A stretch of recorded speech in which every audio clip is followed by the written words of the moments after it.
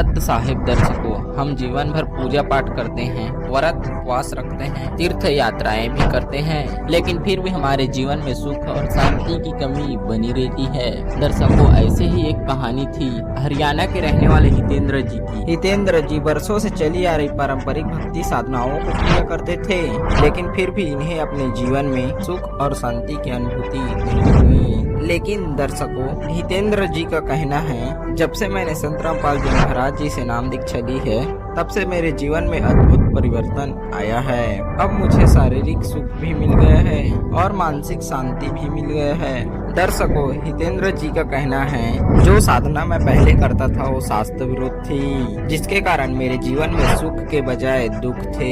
दर्शकों, आखिर हितेंद्र जी अपनी वर्षों पुरानी भक्ति साधनाओं को शास्त्र विरुद्ध क्यों बता रहे हैं? फिर क्यों हितेंद्र जी ने संत रामपाल जी महाराज जी को सच्चा सद्गुरु क्यों बताया?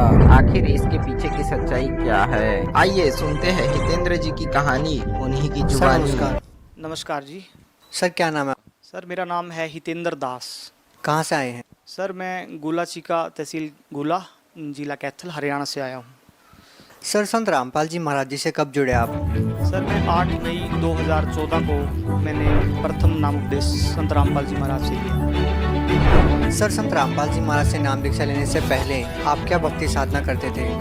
भक्ति की बात करें तो सर मैं पहले व्रत भी करता था, शिव जी की उपासना करता था और मैं 4 बार डाक कावड़ भी लेके आया। इसके अलावा पितृ पूजा और वैष्णो देवी अपनी कुल देवी भंगोरी में जाना, और इसके अलावा जितने भी तरह के पीरों पे जाना, मतलब हर तरह की, क्योंकि सिर्फ मेरे को परमात्मा की तलाश थी। तो परमात्मा की दया से सारे ही सुख थे, लेकिन फिर भी परमात्मा की तलाश थी कि वो परमात्मा है क्या, कौन है वो जिसने मतलब ये सारा सिस्टम रच रखा है। तो ये मेरी वो थी। तो मैं ये सारी ये जितनी भी हिंदू धर्म में उपासनाएं, सारी उपासनाएं करता था। सर संत रामपाल जी महाराज की शरण में कैसे आना हुआ?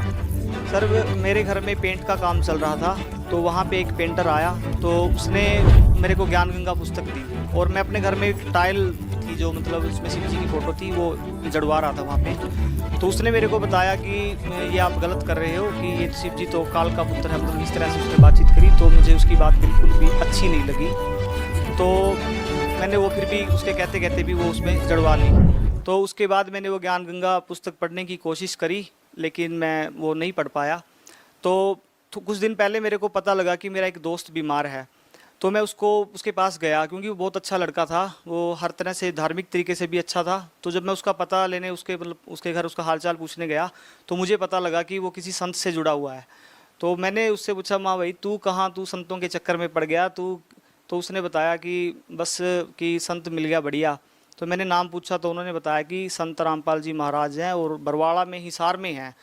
तो मैंने पूछा, तो मैंने उससे सबसे पहले यही पूछा कि नियम बता, तेरे वहाँ क्या नियम है? तो उसने बताया कि जैसे सारे ही जो इसमें नियम होते हैं कि एक ही परमात्मा की पूजा करनी है और अन्य देवी देवताओं की पूजा नहीं करनी, मतलब कि परमात्मा की पूजा करनी है, और नशा नहीं करना। तो फिर मेरे को लगा कि ये सभी तो नियम आम जिंदगी में बेहतर नियम है, वैसे भी हमें मतलब इन चीज़ों को मतलब फॉलो करना चाहिए। तो मैंने उसको बोला कि आपके यहाँ कोई लिटरेचर है पढ़ने के लिए? तो उसने मेरे को एक पुस्तक बोला कि आध्यात्मिक ज्ञान गंगा, तो वो कह रहा वो है मेरे पास। तो उसने दुकान की, मैं उसकी दुकान पे जाता रहा, और मैं उसको बोलता कि लेके आए आज, तो वो भूल जाते थे डेली। तो मैंने ज़बरदस्ती उनको मतलब कि बार बार बोल के उनसे वो पुस्तक मंगवाई। और मैं जैसे कि मैं LLB का स्टूडेंट था उस टाइम, सेकेंड ईयर LLB में था मैं, तो मैं वो पुस्तक जैसे कि मैंने पढ़नी शुरुआत की। तो मैंने क्या किया कि जैसे मैं यूनिवर्सिटी जाता, तो उससे पहले मैं जितना पढ़ सकूँ उतना पढ़ के जाता, और आते ही यूनिवर्सिटी से फिर लग जाता खाना खा के, और ऐसे ऐसे करके मैंने वो 4-5 दिन में पूरी पढ़ दी। और कबीर साहब से तो मैं पहले ही बहुत प्रभावित था, लेकिन जब मेरे को पता कि अब वो पुस्तक पढ़ने के बाद मुझे उस जुलाहे का असली रूप पता लगा कि वो है कौन है, वो क्या सिस्टम है उसका। तो फिर मैंने उसको मतलब उसको पढ़ते पढ़ते मैं मंदिर जाता था 2 टाइम, और जो मंदिर का पुजारी था उसने चाबी मेरे को ही दे दी कि अभी आपने ही संभालना है इसको, सुबह शाम आता है। लेकिन मुझे उसकी एक बात अच्छी नहीं लगी कि वो औरों को बोलता था कि ये मेरा चेला है। तो जब मैंने उसको गुरु बनाया ही नहीं, तो मैं उसका चेला कैसे हूँ?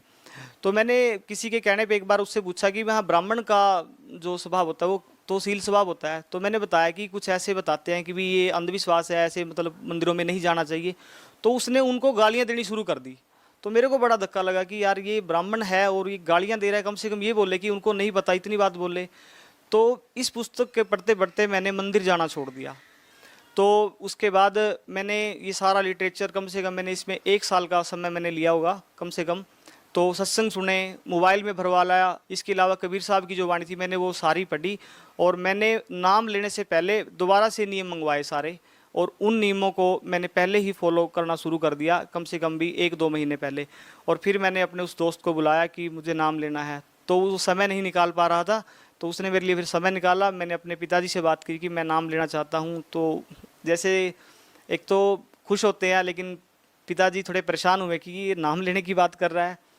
तो उन्होंने घर में मम्मी से बात की कि अगर हम इसको मना कर देंगे तो ये शायद तब भी चला जाए। तो उन्होंने मेरे को मना नहीं किया, उन्होंने मेरे को हाँ कर दी। तो अगले दिन मेरे को उन्होंने 1000 रुपये और साथ में गाड़ी दे दी। तो मेरी माताजी, मेरी बहन और मेरा छोटा भाई और वो जो भगत सुखदीप दास, वो मेरे साथ गए और वहाँ पे जाके नाम उपदेश लिया। और मुझे इतना मतलब अच्छा लगा ना उस टाइम जब मैंने नाम लिया कि वो मैं उन मंत्रों के लिए तड़प रहा था कि वो मुझे मंत्र कब मिले। और नाम लेने से पहले ही मैंने संत रामपाल जी महाराज को अपना गुरु मान लिया था पहले ही, और पूरी श्रद्धा उनके अंदर झोंकती थी कि हे परमात्मा, अगर आप कुछ हो तो आप मेरे को घसीटो अपनी तरफ, मैं आपको समर्पित हूँ। अगर आप में कुछ है तो आप। तो इस तरह परमात्मा ने मुझे 8 मई 2014 को अपनी शरण में ले लिया। सर, संत रामपाल जी महाराज से नाम दीक्षा लेने के बाद आपको क्या लाभ मिले? सर लाभ तो पूछो ही ना, कि इतने लाभ हुए कि मालिक। सबसे पहला जब मैं जेल से जमानत के बाहर छूटा, मतलब तो मैं यूनिवर्सिटी गया तो मेरा नाम कट हो गया था वहाँ से। तो मैंने वहाँ बोला कि नाम दाखिल करना है, तो उन्होंने बोला कि वीसी की परमिशन लेके आओ। वीसी की परमिशन मिल गई। तो वो वीसी की परमिशन उस दिन मिली जिस दिन लेक्चर ओवर हो गए थे। तो बोले कि अब लेक्चर भी कंडोन कराने पड़ेंगे। दोबारा एप्लीकेशन लिखी, मालिक ने वो दया करी कि वो लेक्चर भी कंडोन हुए। और जैसे नेक्स्ट एग्ज़ाम जो आए 6 सेमेस्टर के, उस एग्ज़ाम से 2 दिन पहले रोल नंबर मिला, और फिर वो एग्ज़ाम दिए, मालिक ने वो भी क्लियर करवाए। फर्स्ट डिवीज़न से सारी LLB क्लियर कराई। और जो रेगुलर स्टूडेंट थे आज उनकी सप्ली हैं, वो अभी तक क्लियर नहीं कर पाए अपनी LLB, लेकिन मालिक का ये बच्चा मतलब दया से, मालिक की दया से उस टाइम ही क्लियर कर गया। तो ये एक लाभ हो गया। और इसके अलावा सतभक्ति मार्ग जिसकी तलाश थी, उस जुलाहे का असली रूप देखना था, पता करना था, वो वाणी सारी। और जैसे मैं शिव जी को ही दी बेस्ट मानने बैठा था, तो वहाँ से क्लियर हुआ। अभी उनका अपमान नहीं करते, और वो भी भक्ति काम आई। वो काम ऐसे आई कि वो स्टेप दर स्टेप मतलब चलती गई। सबसे पहले मैं हनुमान जी की भक्ति करता था, फिर मैं इसकी कृष्ण और शिव जी की भक्ति करता था, फिर मैं वैष्णो देवी का उपासक बन गया। और ये स्टेप वही स्टेप है ये, जैसे कि ये ब्रह्मा विष्णु महेश की माता है, मतलब जो शेरा वाली है, और अब फिर ये सीधा ही अब मालिक की शरण में आ गया। तो मतलब बेनिफिट वहाँ से भी मिला। वो बेनिफिट इतना मिला कि अगर वो पुस्तकें, वो गीता अगर आज ना पढ़ी होती तो शायद इतनी जल्दी समझ में नहीं आता। क्या आप नशा करते थे संत रामपाल जी महाराज से नाम दीक्षा लेने से पहले? मैं वैसे तो कोई परमानेंटली नशा नहीं करता था, लेकिन जैसे विवाह शादी में बोलते हैं कि कभी कभार ले लेनी चाहिए, मतलब वो था। क्योंकि मेरे जो फैमिली है, मतलब फादर हैं, वो भी मतलब ले लेते हैं, दादाजी भी ले लेते थे। तो एक ऐसा था, तो माहौल है। और मेरे को मनाही नहीं थी घर से, सबसे बड़ी बात। भक्ति की मनाही है, लेकिन उस चीज़ की मनाही नहीं थी। सर, वो लोग संत रामपाल जी महाराज जी से कैसे जुड़े जो अभी संत रामपाल जी महाराज से नाम दीक्षा लेना चाहते हैं?